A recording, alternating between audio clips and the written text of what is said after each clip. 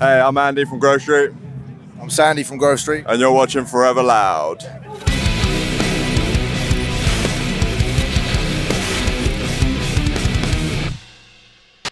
So we started off as, basically it was like a uni project.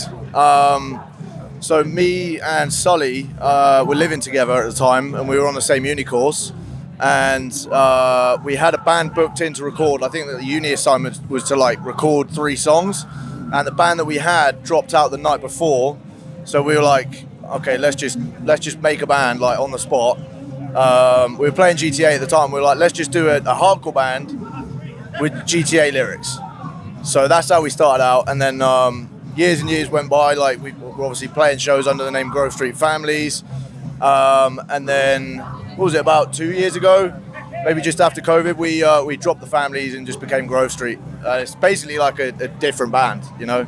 Back then it was really fucking good. Like we used to have a proper good scene there. It's died down a little bit since, but I think that's probably just because everyone's getting a bit older now. Like everyone's got like, you know, responsibilities and over that. But it used to be amazing when we first started out. Like the scene was popping. Like there was always shows going on. All the friends came down. Like it was a good time.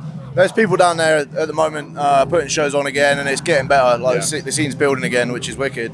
But I think because it's like a uni town, it kind of relies on like the next wave of students coming through, and if they're not into hardcore, it kind of dips a little bit, and then it goes back up when the next wave will come through, you know? Well, I think that's the question for Sandy. He's like daddy of the band, so he like sorts pretty much most of it out. Yeah, I guess by default I'm manager, fucking tour manager, all that. But Sully does the merch. We're all like you say, pretty DIY in terms of how the band's ran and stuff like that. I produce as well, so I record it, mix it.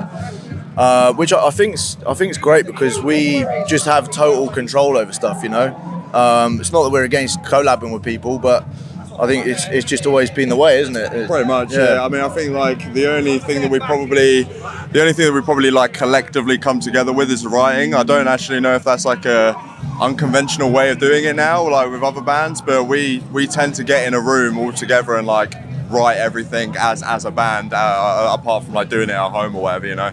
No, I mean that song came together quite naturally. To be fair, like we had some ideas here and there, and I think I think most of it was written at one point, and then we went into the studio to go through it as a band, and then there was this one riff that I was like, do you know what, I'm just not feeling it, and then about 3 minutes later I came up with something else, and that's the main verse riff you hear in the actual recording now. I just literally pulled it out of my ass, to be honest. Yeah, I remember I literally walked out of the practice room because I knew you'd come up with something sick, and you tend not to believe in yourself enough. And I was like, I know Andy's going to come up with something sick for this. I'm just going to leave the room, give him 5 minutes, and he'll come up with something sick. And then he did, and I was like, dude, you fucking killed it, man. Yeah, everything came really naturally for that song. That's probably one of the quickest songs that we've written. I mean, the album took a long time, but Divided Kingdom, it just each part of it just came so naturally. Like, I wouldn't say we were like a political band at all, but like the views that we have and the experiences that we have going on tour, like going to Europe. After the whole Brexit stuff, we've noticed different things. Obviously being a part of the touring circuit before COVID and before Brexit and coming back to it afterwards, there is a massive change. And we basically just put all our experiences into our lyrics and what we've known and what we've seen, you know? Just to go off what Andy said, like the initial kind of inspiration behind writing the track about that was the first tour we did after Brexit. We noticed that people were like driving past us and flipping us off as they were driving past because of the UK plate. And we were like, what the fuck? Like, we weren't speeding or anything. Like, why? We weren't driving like dickheads. We were like, why are we getting that? And then we're like, oh shit, it's because Brexit's just gone through. Yeah. So it's like, you know, we were frustrated about it as well. We didn't fucking vote it through, but everyone out there seemed to think we did.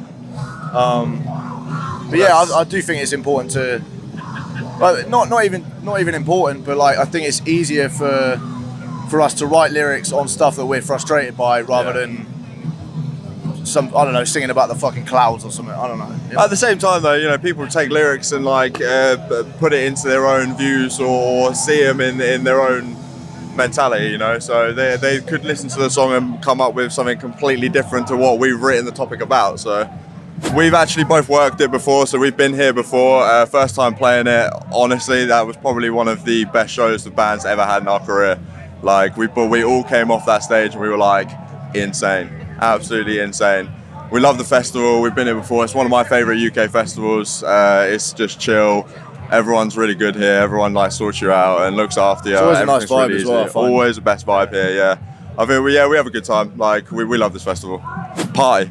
Yeah, just a lot of fun, and that's all we want. We Yeah. don't want people to feel like they can't get involved because of hard moshing or anything like that. That's not what we're about. We just want people to have fun and just go out after the set with smiles on their faces, And I feel like that's exactly what happened yesterday. Yeah. It was just such a fun set. Yeah, It was we cool. had a few friends who were out in the crowd last night. We obviously spoke to them after the set, and they were like hearing people come out of the tent being like, "Yeah, that was absolutely sick." Like, and that's exactly what we want. We want everyone involved. We don't want segregation in the crowd. We don't want the big horseshoe or the circle, and we didn't have that. Everyone was in the middle. Everyone was just having loads of fun. It radiated onto us. Like we could see it. We were all smiling on stage and stuff. Like great time, man. Absolutely great time. I'll go if I'm going like pure thrash. I'll say Megadeth. Municipal Waste, Biohazard, or Leeway. One of the two. I'd probably say Trapped Under Ice.